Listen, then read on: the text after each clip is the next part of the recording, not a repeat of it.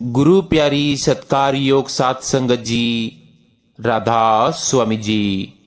प्यारी सात संगत जी, जब भी बाबा जी सत्संग पंडाल में आते हैं, उससे पहले सभी संगत की दृष्टि बाबा जी को देखने के लिए तरसती रहती है। जब बाबा जी आते हैं, गुरु गद्दी पर माथा टेकते हैं, उसके पश्चात सभी संगत पर दृष्टि डालते हैं।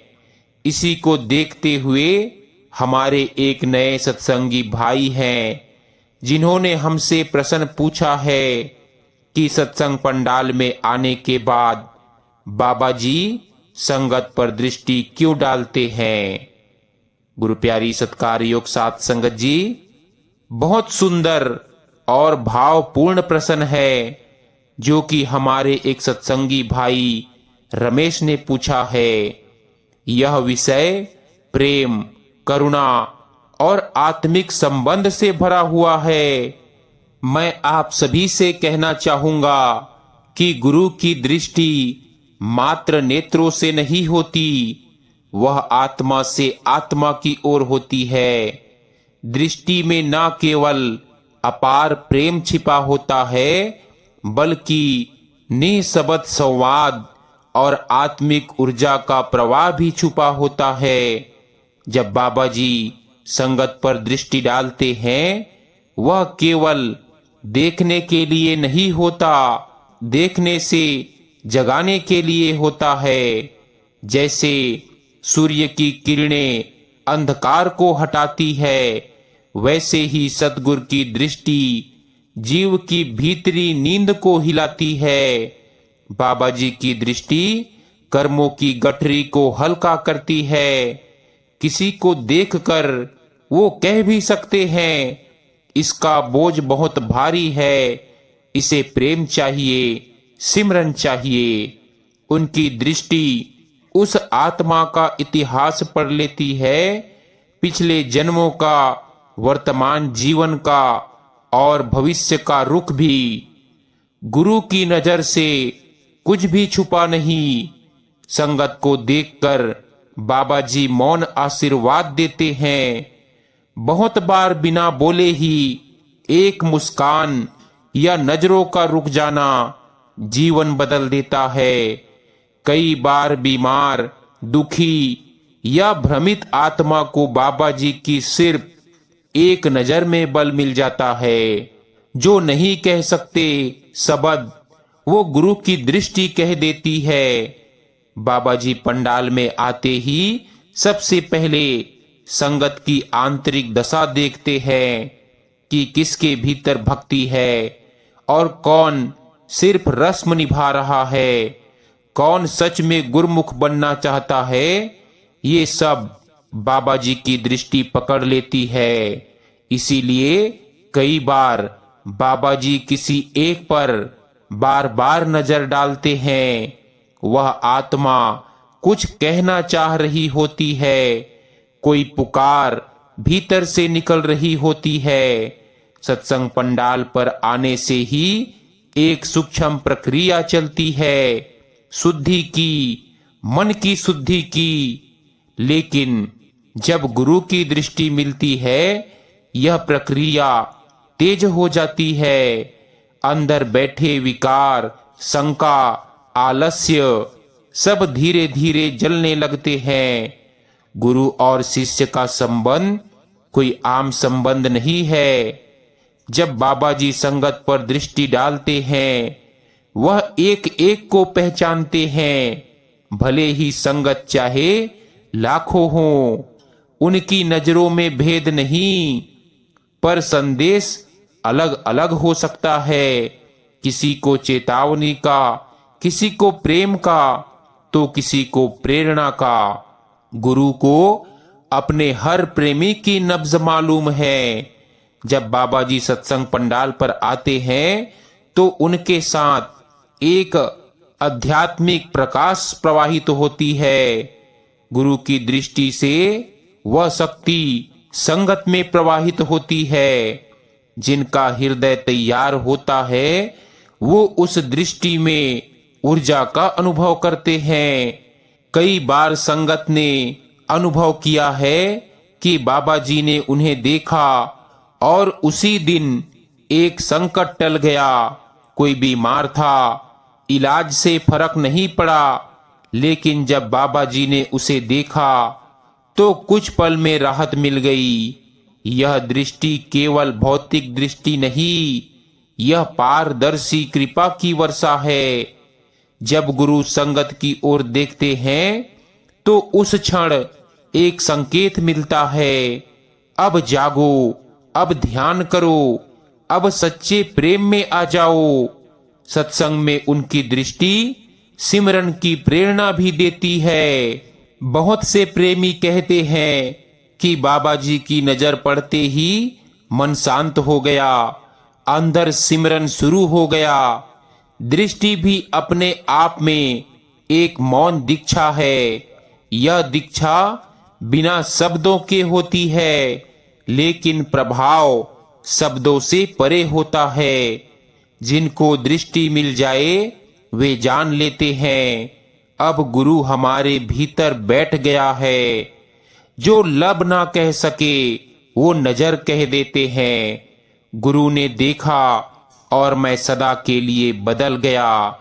बाबा जी की दृष्टि कोई साधारण नजर नहीं होती, वह आत्मा से आत्मा की बात होती है। वह देखना नहीं, पहचानना होता है। वह प्रेम का, शक्ति का और आत्मिक शिक्षा का माध्यम होता है। गुरु की कृपा केवल वाणी से नहीं, दृष्टि से भी पहले बहती है। सत्संग पंडाल में जब बाबा जी मंच पर आते हैं, उनकी दृष्टि सबसे पहले संगत का स्वागत करती है। यह स्वागत शब्दों से नहीं होता, यह हृदय से आत्मा तक पहुंचती है। एक बार किसी प्रेमी ने कहा, बाबा जी की नजर मुझ पर पड़ी और मेरा सारा जीवन जैसे थम गया। भीतर कोई लहर उठी और मैं बस मौन हो गया। यही वह स्थिति है जिसे संत महापुरुष नजर की दीक्षा कहते हैं। बाबा जी जब संगत की ओर देखते हैं तो उनकी दृष्टि में एक एकाग्रता होती है। वह एक साथ हजारों को देख सकते हैं, पर हर एक को ऐसा अनुभव होता है कि मुझे देखा, मुझे देखा। यह केवल गुरु की दिव्य दृष्टि से संभव है। जो अखंड है वही अखंड को देखता है। अब देखो, आत्मा की पुकार का भी गुरु उत्तर देती है। यह दृष्टि कई बार संगत में कोई बहुत दुखी, टूटा हुआ या भटकता हुआ प्रेमी बैठा होता है। वह मन ही मन गुरुदेव से कहता है, बाबा जी मुझे देख लो, बस एक बार देख लो। और जब वही दृष्टि उसकी ओर जाती है, वह भीतर से कांप जाता है। वह जान जाता है कि मेरी पुकार गुरु ने सुन ली। यही वो क्षण होता है जब आत्मा और गुरु का सीधा मिलन होता है। कई प्रेमियों ने बताया है कि बाबा जी की एक दृष्टि के बाद उन्हें शराब, सिगरेट जैसी बुरी लतें छोड़ने की शक्ति मिली।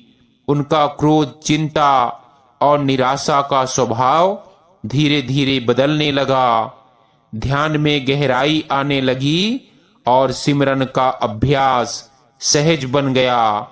यह सब किसी उपदेश से नहीं, केवल एक नजर से हुआ।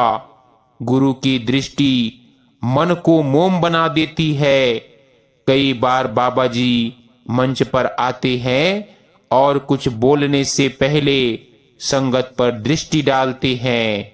इस दौरान पूरा पंडाल मौन, शांत और ध्यान में डूबा होता है, मानो गुरु और आत्मा आपस में बातें कर रहे हो। गुरु ना बोले, प्रेम ना बोले, फिर भी आत्मा सब कुछ समझ जाती है। कुछ संगत जन वर्षों बाद पंडाल में लौटते हैं। भजन सिमरन छूट चुका होता है।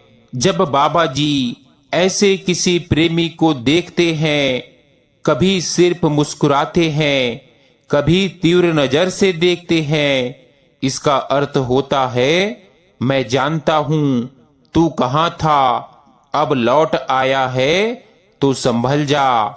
यह दृष्टि बिना शब्दों के चेतावनी और अपनापन दोनों दे देती है। क्यों हर सत्संग में दृष्टि देना जरूरी है? क्योंकि हर सत्संग एक नया मोड़ होता है आत्मा के लिए। सत्संग में बैठा हर जीव कुछ ना कुछ लेकर आया होता है।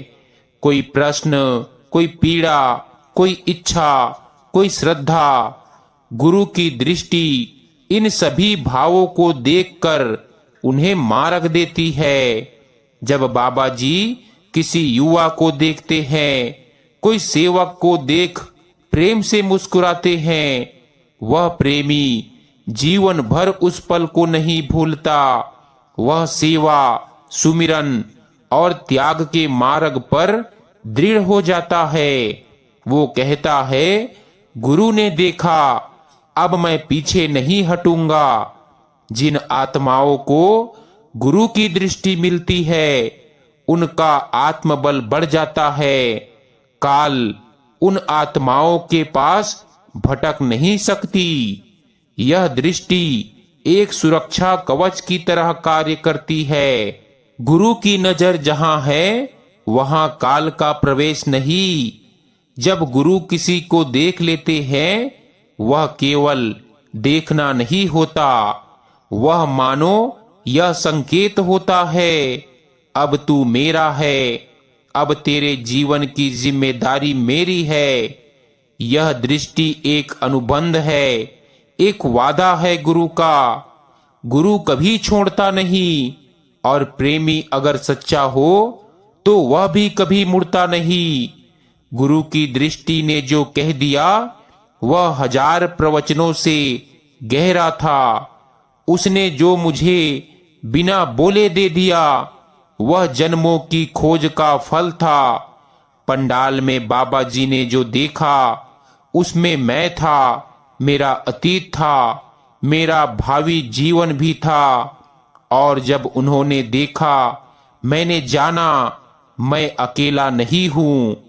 कई प्रेमियों ने अनुभव किया कि जब उन्हें पहली बार बाबा जी की दृष्टि मिली, उस पल उन्होंने निश्चय कर लिया, अब जीवन सेवा, सुमिरन और सत्संग को ही अर्पित करूंगा।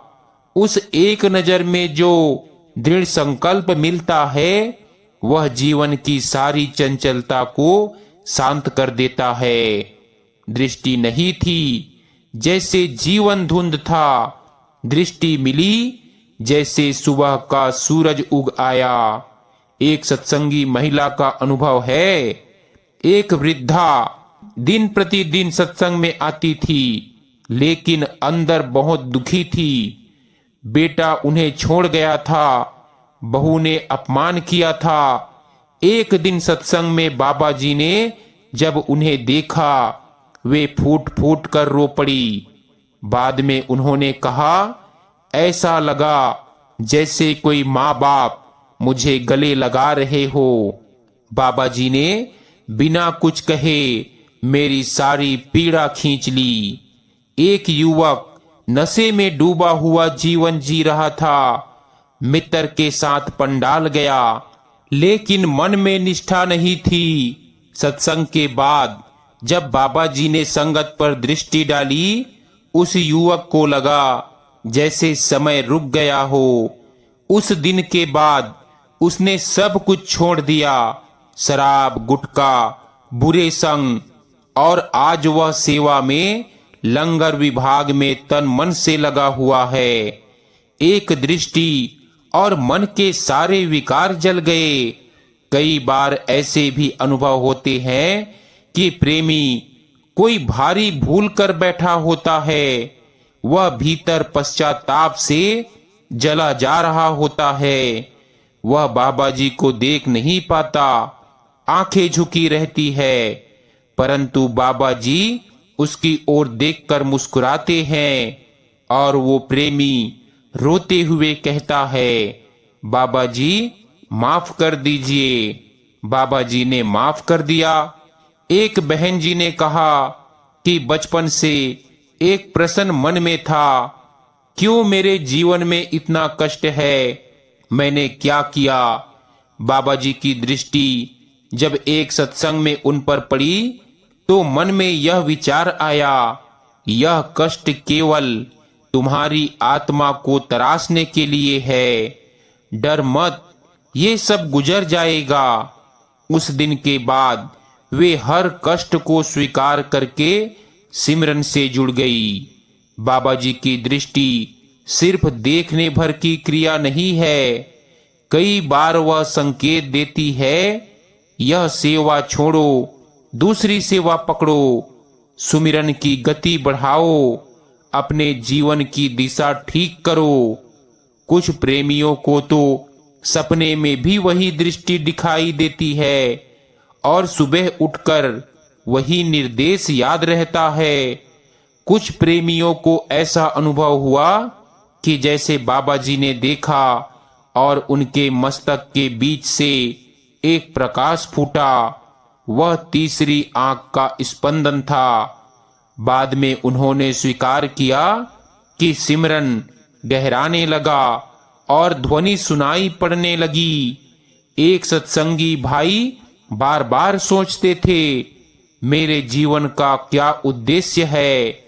एक दिन बाबा जी की नजर उन पर टिकी तो अंदर से आवाज आई, तेरे लिए सेवा है, चल जुड़ जा लंगर या सफाई विभाग से। आज वह भाई सेवक बना हुआ है और कहता है, गुरु ने जो काम सौंपा वही मेरा धर्म बन गया। एक 7 साल के बालक को जब बाबा जी ने देखा, वह कुछ देर तक चुप रहा और फिर बोला, माँ मुझे बाबा जी से मिलना है, वो मुझे बुला रहे हैं। अगले 10 वर्षों तक वह बालक ध्यान में आगे बढ़ता रहा। आज वह एक युवा प्रेमी है जो खुद बच्चों को सुमिरन सिखाता है। बाबा जी की दृष्टि शरीर तक सीमित नहीं, वह आत्मा की गहराई में प्रवेश करती है। यह दृष्टि एक प्रकार की सूक्ष्म ऊर्जा देती है जो मन को व्याकुलता को शांत करती है, जो आत्मा में प्रेम भरती है, जो व्यक्ति को संगत से संगत की ओर ले जाती है। जिसे गुरु ने देखा उसका जीवन फिर पहले जैसा नहीं रहा। वह दृष्टि कोई साधारण दृष्टि नहीं, वह तो रूह को घर की ओर लौटाने का निमंत्रण है। जब बाबा जी सत्संग में संगत की ओर देखते हैं, वह केवल देखने के लिए नहीं होता, वे प्रत्येक आत्मा को पहचानते हैं, उसकी वर्तमान अवस्था, पूर्व जन्म की यात्रा और आने वाले कर्मों की चाल तक। यहाँ कोई साधारण नेत्र नहीं, यह ज्ञान दृष्टि है। गुरु की नजर में आत्मा का अतीत, वर्तमान और भविष्य सब खुला हुआ है। कई बार बाबा जी कुछ विशेष व्यक्तियों को कुछ सेकंड अधिक देखते हैं, संगत समझ नहीं पाती, पर गुरु उस आत्मा को पढ़ रहे होते हैं। वे जान रहे होते हैं यह आत्मा किस स्तर पर है, क्या यह सेवा योग्य है, क्या इसे अभी धुन का अनुभव कराया जा सकता है, क्या इसे अगले जन्म में नाम मिलेगा या इस जन्म में ही पूरी यात्रा हो सकती है। संतों की दृष्टि एक सूक्ष्म विज्ञान पर आधारित होती है। जब बाबा जी किसी व्यक्ति पर दृष्टि डालते हैं, वह मन में छिपे वासनाओं, शंकाओं, भय और संस्कारों को भीतर से हिला देती है। ऐसा लगता है जैसे कोई अदृश्य हाथ हमारे भीतर कुछ खोल रहा हो। कभी रोना आ जाता है, कभी आंखें बंद हो जाती है, कभी भीतर हल्कापन महसूस होता है। कई प्रेमियों ने बताया कि सत्संग में उन्होंने बिना शब्दों के बाबा जी से कुछ मांगा। उन्होंने केवल मन में कहा, बाबा जी, अगर आप मुझे सुन रहे हैं तो एक बार देख लीजिए। और उसी क्षण बाबा जी ने उन्हें देखा। वे समझ गए कि प्रार्थना पहुंची और उत्तर मिल गया। बाबा जी की दृष्टि कई बार एक आज्ञा होती है। सेवा में लगे कई भाई बहन कहते हैं कि उन्होंने जब बाबा जी की नजर अपने ऊपर देखी तब उन्हें भीतर एक आदेश मिला, अब से तू सफाई करेगा, तू भोजन बांटेगा, तू ध्यान से जुड़ेगा। और वे उसी दिन से सेवा में लग गए। दृष्टि में गुरु का पूर्ण ध्यान होता है। यह कोई इधर उधर देखना नहीं, यह पूर्ण ध्यान है। बाबा जी जब संगत को देखते हैं वे मन से नहीं आत्मा से देखते हैं। इसीलिए यह दृष्टि जब हमें छूती है तो हम भीतर तक बदलने लगते हैं। कई बार संगत सोचती है कि बाबा जी सबसे पहले किसे देखते हैं? क्या आगे बैठे लोगों को, क्या पुराने सेवकों को, क्या रोते हुए प्रेमियों को, या किसी विशेष को? लेकिन गुरु की दृष्टि मनुष्य की दृष्टि नहीं। वह पहले उसे देखती है जिसे उसकी सबसे ज्यादा जरूरत है, जो भीतर टूट गया है, जो बिल्कुल कगार पर खड़ा है, मोह या मुक्ति की सीमा पर, जो पिछली रात रोकर बोला था, गुरुजी अब मुझे बचा लो। जब बाबा जी हमें देखते हैं वह केवल यह नहीं कहते कि मैं हूं, वह यह भी कहते हैं, अब तू भी मुझे देख। यह एक मौन निमंत्रण है। अब सिमरन कर, अब भीतर उतर, अब मेरी ओर लौट चल। और कई प्रेमियों के लिए यह क्षण नाम की यात्रा का पहला कदम बन जाता है। यदि प्रेमी भक्ति से हटने लगे, आलस्य में पड़ जाए, तो बाबा जी कई बार तेज नजर से देखते हैं, बिना बोले चेतावनी देते हैं कि ऐ प्यारे जाग जा। वह एक माँ की डांट जैसी होती है जिसमें गुस्सा नहीं करुणा होती है। जब बाबा जी देखते हैं और हम उनके सामने समर्पण में झुकते हैं, वह क्षण होता है, गुरु अब मैं कुछ नहीं, सब तू ही है। यही आत्मसमर्पण का क्षण दृष्टि से शुरू होता है और फिर जीवन भर साथ चलता है। गुरु की दृष्टि में केवल आंखें नहीं होती, उसमें जन्मों का प्यार, चेतावनी, मुक्ति का संकेत छिपा होता है। पंडाल में बैठकर जब बाबा जी की नजर पड़ती है तो वह केवल उस दिन का दर्शन नहीं होता, वह जीवन को मोड़ देने वाला मिलन होता है। सत्संग समाप्त होते समय जब बाबा जी मंच से उठते हैं, उससे पहले वे एक अंतिम नजर संगत पर डालते हैं। यह दृष्टि शब्दों से बड़ी होती है। एक मौन में छिपा हुआ असीम वचन। कहते हैं, यह दृष्टि कहती है, अब तू बाहर जा पर भीतर जुड़ा रहे। सत्संग के बाद जब बाबा जी संगत को देखते हैं, वो कोई साधारण अलविदा नहीं होता, वो कह रहे होते हैं, मैं अब तुझसे बाहर नहीं भीतर मिलने आ रहा हूं। यह दृष्टि हमें बाहरी संग से उठाकर अंतर के संग की ओर मोड़ती है। संगत भावुक हो जाती है, कुछ आंखों में आंसू होते हैं और बाबा जी मुस्कुराकर नजर फेरते हैं। वह क्षण एक अनकहा समझौता होता है, अब तू जो कुछ सुना उसे जीवन में उतार। अब तेरी परीक्षा शुरू हुई। अंतिम दृष्टि के समय बाबा जी मंच से कोई वचन नहीं बोलते, क्योंकि उस समय वह दृष्टि से बोलते हैं। उनकी आंखें कहती है, मैं जानता हूं तू क्यों आया था। तुझे जो चाहिए था वह दिया गया, अब तू निभा। जब बाबा जी उठते हैं सब मौन हो जाते हैं। कोई न ताली बजाता है न शोर करता है, क्योंकि वह क्षण पवित्रतम क्षण होता है। गुरु अपनी कृपा समेटते नहीं बल्कि भीतर भेजते हैं। कुछ प्रेमी उसी दृष्टि में जीते हैं। कई सच्चे प्रेमी कहते हैं, मुझे बाबा जी की उस दृष्टि ने बदल दिया। वह दृष्टि उनका ध्यान बन जाती है। वह उनका नाम और शक्ति और संबल बन जाती है। वे उसी दृष्टि के सहारे सारा जीवन जी लेते हैं।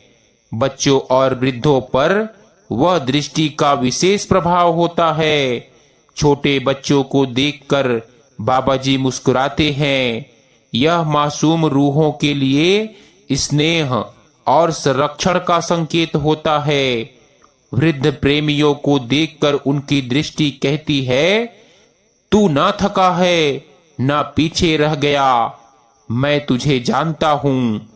जब बाबा जी मंच से उतरते हैं, वह सेवा में लगे प्रेमियों की ओर एक विशेष नजर डालते हैं। वह दृष्टि मानो कहती है, तेरी सेवा देख ली गई, तू आगे बढ़। जो प्रेमी उस दृष्टि को पूरी श्रद्धा से ग्रहण करते हैं, उनके भीतर एक रोशनी उठती है। सिमरन में रस आने लगता है, सेवा में उत्साह आ जाता है, मन पर नियंत्रण बनने लगता है। अब सब कुछ कहकर अंत में कहते हैं, गुरु जब जाते हैं तो खाली नहीं करते, वह हमें भर कर जाते हैं।